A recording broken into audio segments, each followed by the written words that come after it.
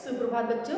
आज हम कक्षा 5 की हिंदी सेकेंड का पाठ 11 विलोम शब्द पढ़ेंगे। उससे पहले अपन ने पर्यायवाची शब्द पढ़ लिए थे, उसके अलावा उपसर्ग और प्रत्यय भी पढ़ लिए थे। अब विलोम शब्द किसे कहते हैं?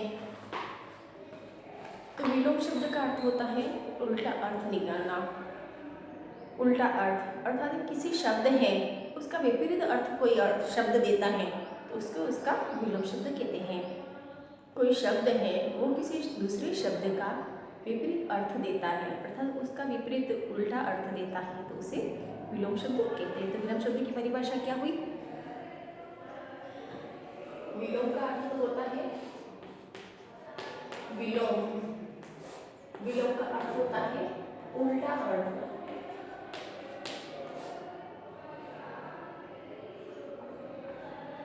उल्टा या विपरीत। और परिभाषा क्या हुई? जो शब्द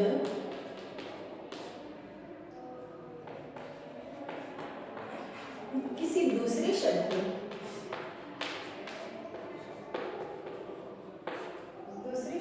का विपरीत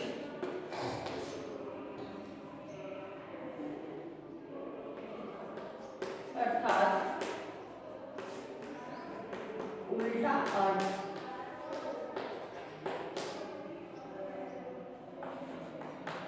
बताते हैं वे शब्द क्या कहलाते हैं? विलोम शब्द कहलाते हैं।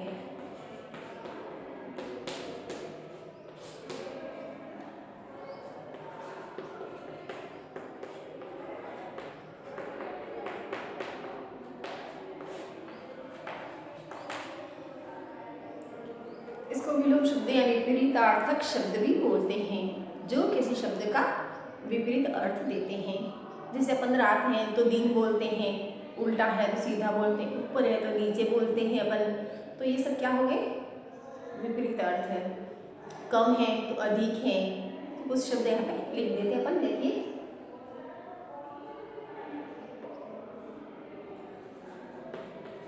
अधिक है, अधिक का विपरीत अर्थ क्या होगा? कम। इसी तरह आदर है तो अनादर, योग्य है तो अयोग्य,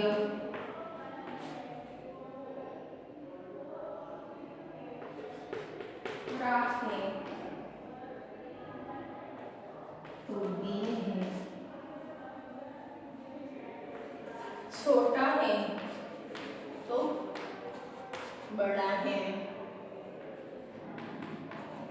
ऊपर है तो नीचे, उदय है तो अस्त है। इसी तरह बहुत सारे यहाँ पर दे रखे हैं, देखिए। पर अधिक तो कम, अनुकूल तो प्रतिकूल।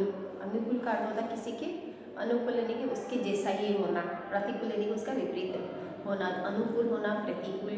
अनुज तो अग्रज, अभिशाप तो आशीर्वाद, अयोग्य तो योग्य, असत्य सत्य, आदर अनादर, अनेक एक, आदि अंत।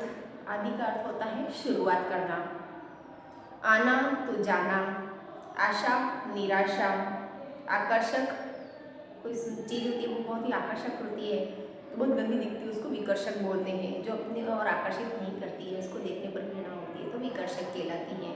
आस्तिक तो ईश्वर के प्रति आस्था रखता है वो आस्तिक कहलाता है। तो नास्तिक तो जो आस्था नहीं रखता वो नास्तिक कहलाता है। उपस्थित तो अनुपस्थित है। जैसे आप स्कूल में उपस्थित हुए तो उपस्थित हुए और एब्सेंट रहते हैं तो अनुपस्थित ही लिखते हैं। उतार तो चढ़ाव, उन्नति तो अवनति, उत्थान तो पतन, उदय अस्त, उपकार अपकार, उष्ण यानी कि गर्म तो शीतल, ऊपर नीचे, एक अनेक, कटु मधुर, कृतज्ञ तो कृतज्ञ, किसी का उपकार मानना और किसी का उपकार नहीं मानना तो वो इसके विपरीत होते हैं। कृतज्ञ और कृतज्ञ, क्रय विक्रय, गुण दोष, गुरु तो लघु, गुरु का अर्थ होता है बड़ा, लघु का अर्थ होता है छोटा।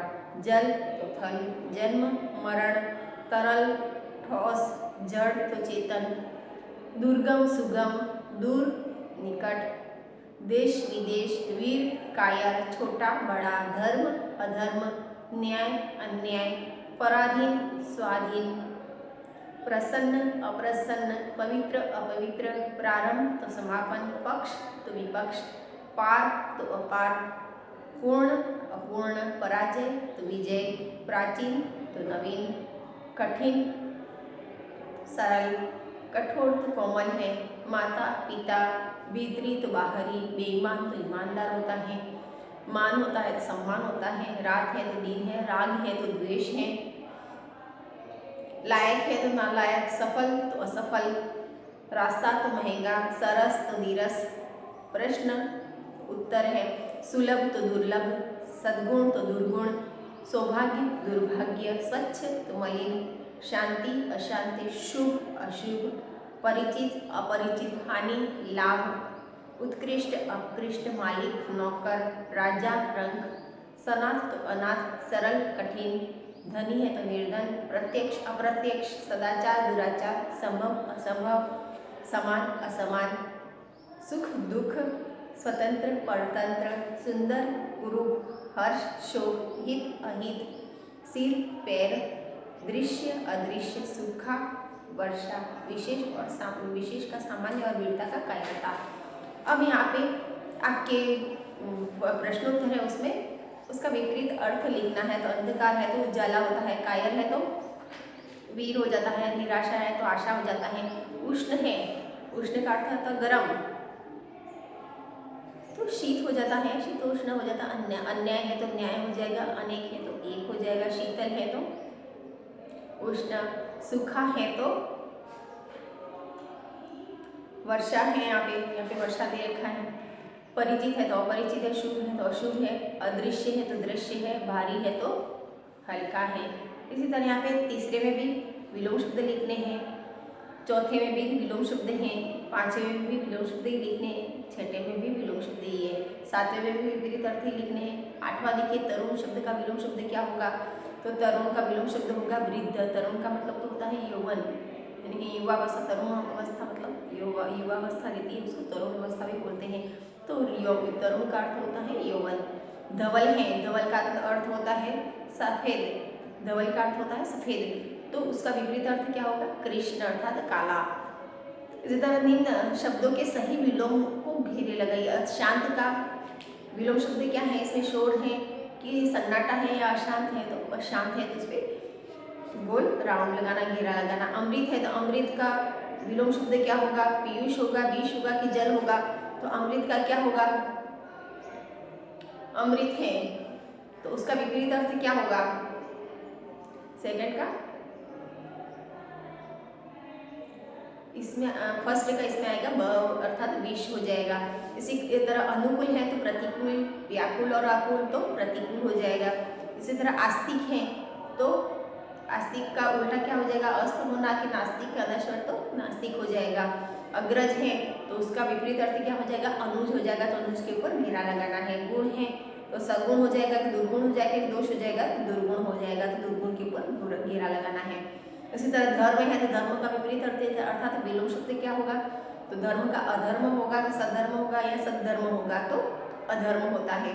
जय है तो जय का विपरीत अर्थ क्या होगा? पराजय होगा कि परजय हो जाएगा, सजय हो जाएगा? तो इसका पराजय हो जाएगा, तो पराजय के ऊपर सर्कल लगाना है अर्थात घेरा लगाना है।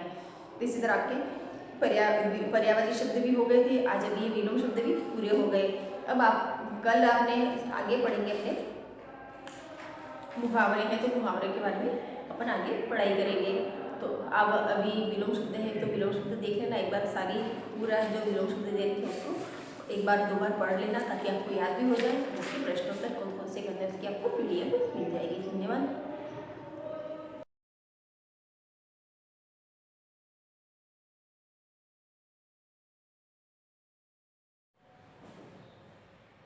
सुप्रभात बच्चों, आज हम कक्षा 5 की हिंदी सेकेंड का पाठ 12 मुहावरे पढ़ेंगे। उससे पहले लिए अपन ने पर्यायवाची विलोम शब्द ये सारे अपन ने पढ़ लिए थे। अब आज मुहावरों में मुहावरे हैं एक छोटा सा वाक्यांश, पूरा वाक्य नहीं रहता है, वाक्य का अंश। वाक्यांश का अर्थ होता है वाक्य का अंश होता है जो सामान्य अर्थ न देकर कोई विशेष अर्थ देता है, जो जैसा लिखा है वैसा अर्थ न देकर उसका कोई विशेष तीसरा अर्थ देता है। एक वाक्यांश रहता है छोटा सा, वाक्य का आधा भाग यानी कि वाक्यांश, जो सामान्य अर्थ जैसा लिखा है वैसा अर्थ न देकर कोई तीसरा अर्थ देता है, दूसरा अर्थ देता है, वह क्या कहलाता है? मुहावरे कहलाते हैं। और इन मुहावरों से उस वाक्य की सुंदरता बढ़ती है। वाक्य इस मुहावरों का प्रयोग क्यों किया जाता है? क्योंकि काव्य की सुंदरता बढ़ाने के लिए। हमारे पुस्तक में जो गद्यांश और पद्यांश है तो वो लिखे गए हैं, उनकी सुंदरता बढ़ाने के लिए इनका प्रयोग किया जाता है। तो पहले तो अपन देखते हैं मुहावरे। मुहावरों का परिभाषा देख लीजिए मुहावरे की। तो मुहावरे किसे कहते हैं? वाक्यांश। वह वाक्यांश वाक्यांश को मैंने बता दिया। वाक्यांश का मतलब होता है वाक्य रहता है, जो वाक्य रहता है तो वाक्य का छोटा सा अंश रहता है या उसका हिस्सा रहता है, उसको वाक्यांश बोलते हैं।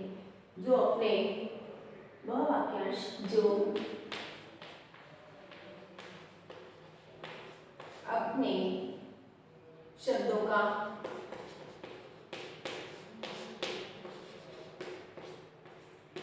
सामान्य अर्थ न देकर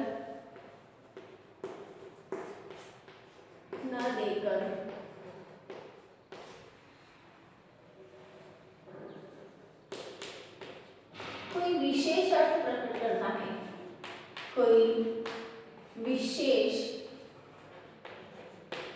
अर्थ प्रकट करता है।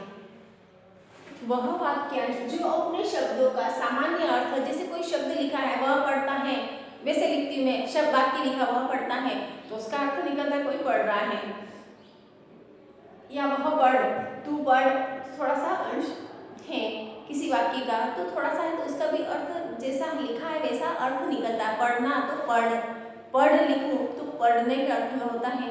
तो वैसे ये वाक्यांश तो है पर उसका अर्थ वह जो लिखा हुआ है वह न निकलकर कोई विशेष अर्थ प्रकट करता है। तो इसमें कौन कौन से मुहावरे रहते हैं? तो मुहावरे में देखिए जैसे अपने पैरों पर खड़ा होना, अपने पैरों पर खड़ा होना तो उसको क्या बोलते हैं? तो अपने पैरों पर खड़ा होना तो मैं पैरों पर ही खड़ी हूँ तो उसको नहीं बोलेंगे, उसका दूसरा विशेष अर्थ। अपने पैरों पर खड़ा होने का मतलब क्या होता है कि उसको किसी की जरूरत नहीं है, वह स्वावलंबी बनना चाहता है। यानी कि अपने पैरों पर खड़ा होने का मतलब क्या होगा? स्वावलंबी बनना, अपना जो भी कार्य है वह सारा कार्य स्वयं करना, स्वावलंबी बनना, किसी दूसरे के ऊपर निर्भर नहीं रहना, किसी दूसरे के सहारे की जरूरत नहीं रहती है उसमें, और स्वावलंबी बने, वही अपने पैरों पर खड़ा होने का अर्थ होता है। तो विशेष अर्थ निकला। तो ऐसे विशेष अर्थ वाले बहुत सारे वाक्यांश हैं जिनको हम अभी पढ़ेंगे। इन वाक्यांशों की जरूरत क्यों पड़ी? तो वाक्यांशों की जरूरत उस काव्य की सुंदरता को बढ़ाने के लिए उनका प्रयोग किया जाता है। काव्य की सुंदरता गद्य और पद्य में जो अपने पाठ है, गद्य और पद्य दोनों, तो उसमें उनकी सुंदरता बढ़ाने के लिए मुहावरों का प्रयोग किया जाता है। मुहावरे एक प्रकार का वाक्यांश रहते हैं जो वो सामान्य अर्थ में देकर एक विशेष प्रकार का अर्थ देते हैं। तो इसमें अपन मुहावरे देखते हैं। थोड़े से मुहावरे में यहाँ पर शामिल पढ़ लेती हूँ और कुछ अपन ऐसे ही पढ़ेंगे। तो देखिए पहला है अपने पैरों पर खड़ा होना।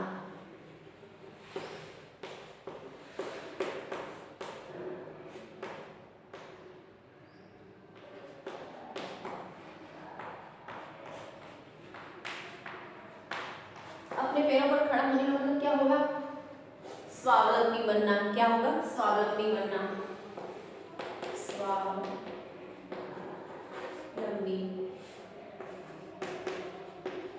बनना। अब इसका वाक्य में प्रयोग कैसे होगा? स्वावलंबी बना तो कोई कुछ काम नहीं करता है या इधर उधर आलसी के जैसे पड़ा रहता है तो कोई कहता है कम से कम अपने पैरों पर तो खड़े हो जाओ। यूँ कहते कि नहीं कि अपने पैरों पर खड़े हो जाओ, उसका मतलब अपना काम तो स्वयं करो, दूसरों पर तो निर्भर मत रहो।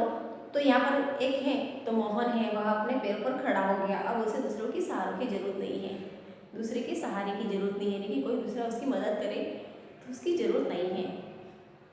तो ऐसे वाक्य में प्रयोग कर सकते हैं अपन। किसी को सहारे कहने की नहीं, अब इसको वह है, वह अपने स्वयं अपना कार्य कर सकता है, तो वह स्वयं अपने पैरों पर खड़ा हो सकता है, उसको दूसरे की जरूरत नहीं है। ऐसा उदाहरण अपन लिख सकते हैं किसी का नाम लिखकर भी, तो ये स्वावलंबी बनने के अर्थ में होता है। इसी तरह अंगूठा दिखाना,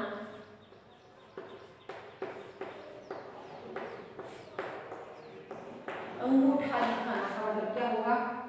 साफ मना कर देना।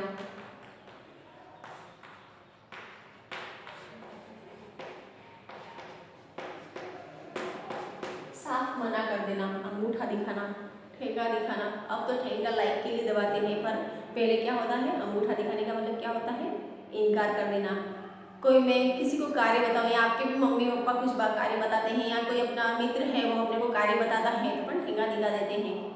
तो किसी ने मेरे को कुछ लाने के लिए कहा, या सीता को या राधा को किसी ने पानी लाने के लिए कहा, तो उसे ठेंगा दिखा दिया, तो मना कर दिया, इनकार करने के अर्थ में। या फिर किसी को किसी ने आपको पुस्तक देने के लिए कहा कि मेरे को आपके SWP या किसी की कॉपी दो, तो आपने ठेंगा दिया, इसको इनकार कर दिया।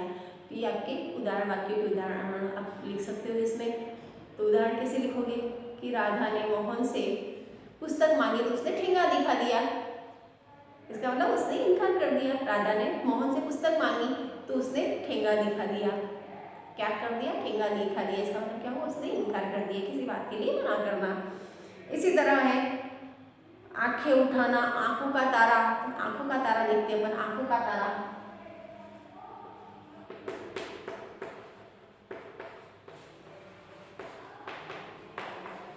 आंखों का तारा, इसका मतलब होता है बहुत प्रिय होना।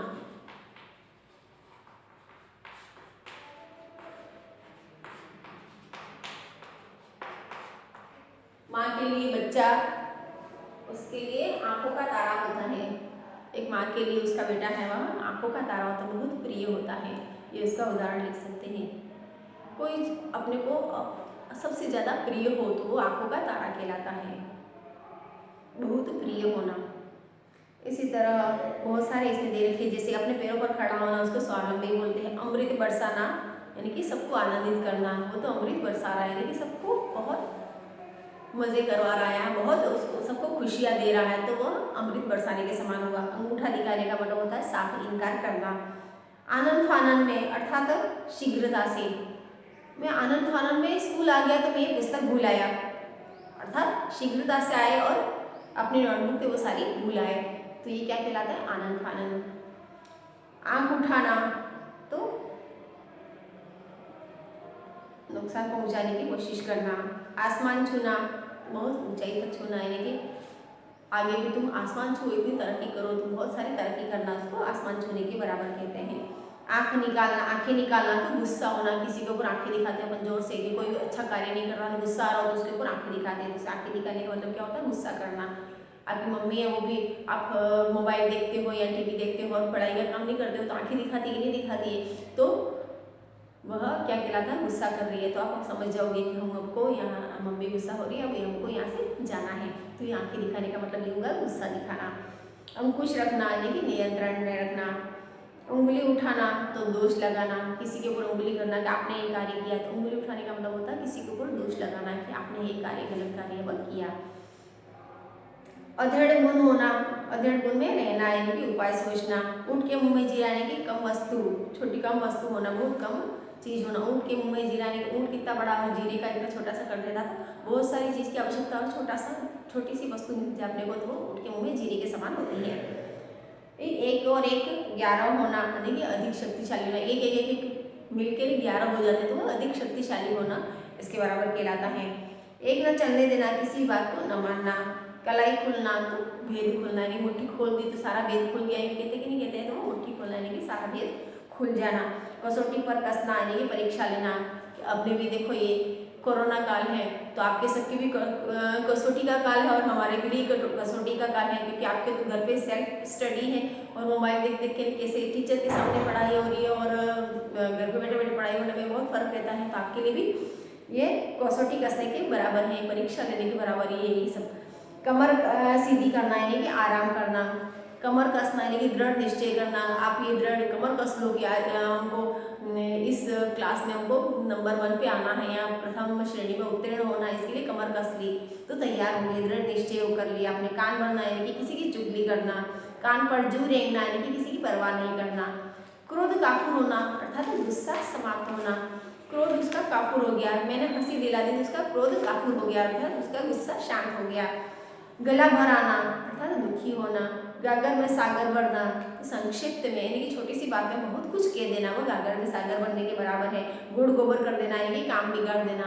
काम बिगाड़ने को क्या करते हैं, गुड़ गोबर कर दिया यानी कि कोई भी अपन SW तुम करके लाते हो होमवर्क तो पता नहीं फर्स्ट और सेकंड का सारा मिक्स कर देते हो, या चैप्टर है सारे यानी कि पाठ है जो, तो सारे पाठों का एक साथ ही क्वेश्चन आंसर कर लिए, पता नहीं क्या क्या कर लिया। तो हम कहते कि नहीं कहते तुमने तो होमवर्क यानी गृह कार्य ऐसा किया कि गृह कार्य में सारा गुड़ गोबर कर दिया यानी कि सारा मिक्स कर दिया है, तो बिगाड़ दिया है।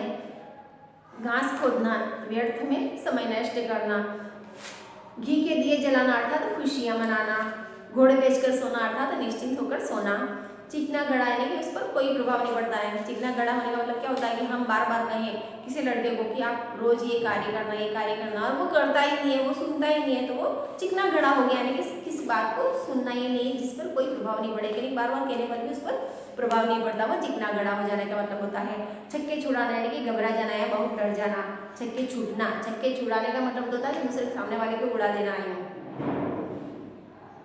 तो गायब हो जाना। छुमंतर होना का अर्थ होता है गायब हो जाना या भाग जाना। जान हथेली पर रखना इसका मतलब होगा मर्द की चिंता नहीं रखना। जी चुराने का अर्थ होता है काम से बचना। जीभ निकालना अधिक और व्यर्थ बोलना। जीभ निकालने का मतलब होता है कोई बड़बड़ा होता है तो वो बहुत जीभ निकाल रहा है तो वो बहुत ज़्यादा बोलता है, उसको बड़बोला बोलते हैं, या फिर जीभ निकालना कह लेते हैं। टेढ़ी खीर यानी कि कठिन काम है ये। टांग अड़ाना यानी किसी कार्य में बाधा डालना, उसको टांग अड़ाना कहते हैं।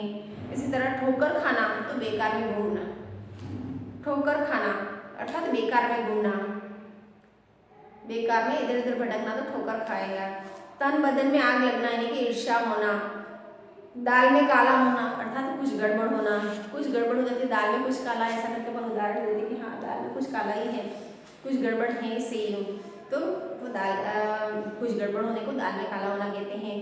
दांत खट्टे करना यानी कि सामने वाले को हराना। दुश्मनों के दांत खट्टे कर दिए अर्थात सामने वाले को हरा दिया। दिन रात एक करना अर्थात बहुत अधिक परिश्रम करना। बहुत अधिक परिश्रम करना, दिन रात एक करने का मतलब होता है कि बहुत अधिक परिश्रम करना। प्रथम श्रेणी में पास करने के लिए दिन रात एक कर दिए थे, ये कहलाया। दिल कच पचाना अर्थात मन विचलित होना। किसी कार्य किसी अनहोनी की घटना के लिए दिल कच पचा रहा है अर्थात घबराहट हो रही है, मन विचलित हो रहा है। दांतों तले उंगली दबाना का मतलब होता है आश्चर्यचकित होना। कोई असंभव कार्य को कर दिया तो आश्चर्यचकित होना, दांतों तले उंगली दबा देने के बराबर। 9 2 11 हो जाना अर्थात भाग जाना। पत्थर की लकीर अर्थात पक्की बात है। पत्थर की लकीर होना अर्थात ये जो कहा है, बच्चे रहते हैं वो उनकी टीचर का कहना मानते हैं तो वो उनकी टीचर ने कुछ भी कह दिया तो वो पत्थर की लकीर हो गई यानी कि पक्की बात हो गई, तो क्या कहलाता है ये पत्थर की लकीर होना। पानी फेर देना यानी कि नष्ट कर देना। मैंने तो ये सारा काम किया था और आपने उसको पानी फेर दिया था, यानी कि सारा जो कार्य था उसको नष्ट कर दिया। नष्ट कर देने का अर्थ होता है पानी फेर देना। पानी पानी होने का मतलब होता है शर्मिंदा होना। फुलाना समाना अर्थात बहुत प्रसन्न होना। फर्स्ट प्रथम श्रेणी में उत्तीर्ण हो गए तो फुलेने समाया अर्थात बहुत खुशी हुई। बात का धनी होने का अर्थ होता है वाद्य का पक्का होना। बाल बाल बचना अर्थात कठिनाई से बचना। रंग उड़ना अर्थात घबरा जाना। रंग जमाने का अर्थ होता है महत्वपूर्ण बन जाना। आपने तो इस महफिल में रंग जमा दिया अर्थात बहुत ही महत्वपूर्ण इंसान आप बन गए, तो महत्वपूर्ण बन जाना उसको रंग जमाना कहते हैं। लोहा लेना यानी कि सामने वाले से कर लेना, उसको सामना करना, उसको लोहा लेना कहते हैं। सबक सिखाने का अर्थात किसी को उसका जवाब देना, करारा जवाब देना, उसको सबक सिखाना कहते हैं। होश उड़ने का अर्थ होता है घबरा जाना। हाथ हिलाना किसी के सामने मांगना, ये हाथ हिलाना होता है। हाथ धो बैठना अर्थात खो देना। हाथ मलने का अर्थ होता है पछताना, और हाथ पाँव फूलने का अर्थ होता है घबरा जाना। ये तो रहे आपके मुहावरे। अब मुहावरों के अर्थ लिखने हैं। अमृत बरसाना, हाथ धो बैठना, तो ये सब इसकी आपको PDF मिल जाएगी कि किस तरह से आपको क्या क्या करना है। इसकी सारी फर्स्ट सेकंड पहला दूसरा तीसरा चौथा ये आपको जो इसमें फिल इन द ब्लैंक्स में करना है वो सारे आपको करना है। इसके अलावा कॉपी में क्या करना है उसकी भी आपको PDF मिल जाएगी। धन्यवाद।